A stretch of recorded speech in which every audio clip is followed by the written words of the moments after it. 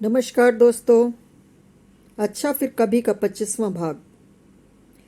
दीवानगी के तो तमाम किस्से हैं, आस्था बता रही है। एक दिन मैंने हॉस्टल की खिड़की से विनीत को आते देखा। मन पुलकित हो गया। वह गेट खोलकर आगे बढ़ गया था। मैं नीचे जाने को ही थी कि देखा विनीत झुककर कागज का कोई टुकड़ा उठा रहा है। मुझे खीज हुई। क्या रद्दी बटोर रहा है? कागज उठाने में लगी 10 सेकंड की दूरी भी मुझे मंजूर नहीं थी। कमरा लॉक कर मैं नीचे भागी। विनीत गेट पर पहुंच चुका था। निशब्द हम बाहर निकल गए। हॉस्टल से बाहर निकलते ही मैंने उसे झिड़का। क्या रद्दी बटोर रहे थे? जानते नहीं मुझे देर हो रही है। उसने अर्थपूर्ण दृष्टि से मेरी ओर देखा और ताकते हुए कागज का एक फटा हुआ टुकड़ा मेरी ओर बढ़ा दिया। यह तुम्हारी हैंडराइटिंग है ना? वह कागज सचमुच मेरा ही था, जिसे मैंने कल रात रद्दी में फाड़कर खिड़की से उड़ा दिया था। मैं अंदर ही अंदर भीग कर कोमल हो चुकी थी। खीज और गुस्सा कपूर बन गया था। मुझे लगा एकदम अंदर तक पहचान और परवाह पैदा होने से विनीत ने इस कागज को पहचाना होगा। हम निःशब्द आगे बढ़ रहे थे।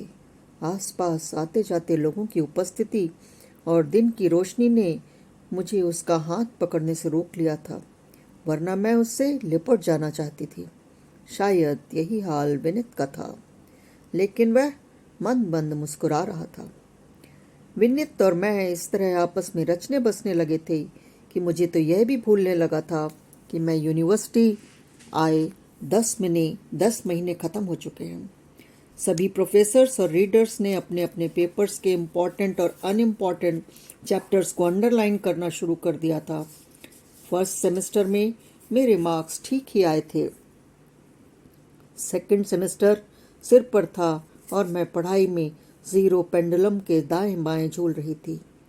विनीत मिलने तो रोज आता था, लेकिन हमारी बातचीत में पढ़ाई भी एक विषय हो गया था। जब मैंने उससे अपने जीरो पेंडुलम पर खड़े होने की बात की तो वह बेतरह बिगड़ गया। मुझसे मिलने का मतलब यह तो नहीं आस्था कि तुम पढ़ो ही नहीं। मैं तो रोज रात में 10 से 1 बजे तक पढ़ता हूँ।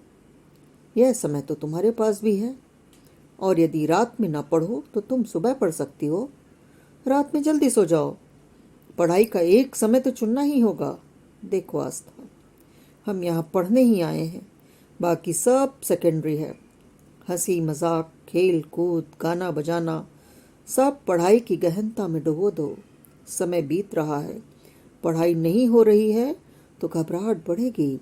आस्था, हमारी दोस्ती को बदनाम मत होने देना, वरना मुझे बहुत दुख होगा। मैं मेमना बन गई थी। कुछ नहीं कह पा रही थी, फिर भी बोली, तुम्हारी याद का मैं क्या करूं? सड़क में, क्लास में, कमरे में, गैलरी में, मेस में, बाथरूम में, किताब में, कॉपी में, सब जगह तुम आकर खड़े हो जाते हो। अच्छा ठीक है, अब अगले सेमेस्टर तक हम नहीं मिलेंगे। वह बुरा मान गया था, लेकिन इस बात ने मेरी गर्दन पर छुरी रख दी थी। हॉस्टल में किताबों के बीच तो मैं घुटी जा रही हूँ। ऐसा करते हैं, हम रोज एक बार मिलेंगे। कब? उसने पूछा। शाम 6 बजे ठीक रहेगा। उस समय कोई हड़बड़ी नहीं रहेगी। ओके, वह बोला।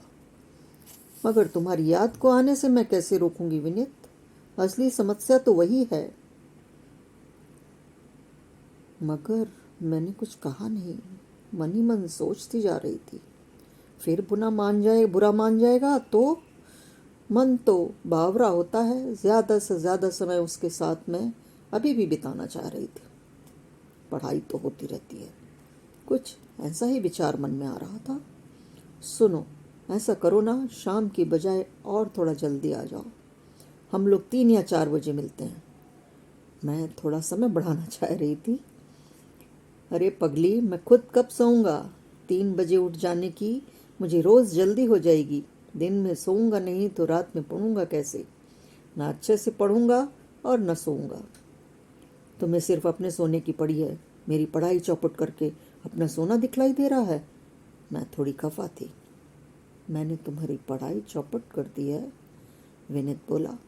तब और सन्नाटा छा गया। हम पानी की टंकी के पास बातें कर रहे थे। ऐसा करते हैं आस्था, वह बड़ी गंभीर मुद्रा में बोला। शाम को 6 की जगह 5 बजे आ जाऊंगा। थोड़ा समय भी बढ़ जाएगा और हम फ्रेश भी हो सकेंगे। लेकिन तुम पढ़ो और खूब पढ़ो। इतना पढ़ो कि एग्जामिनर तुम्हारे जवाबों से अचंभित हो जाए। ऐसा लगे कि तुम उन्हें पढ़ा रही हो।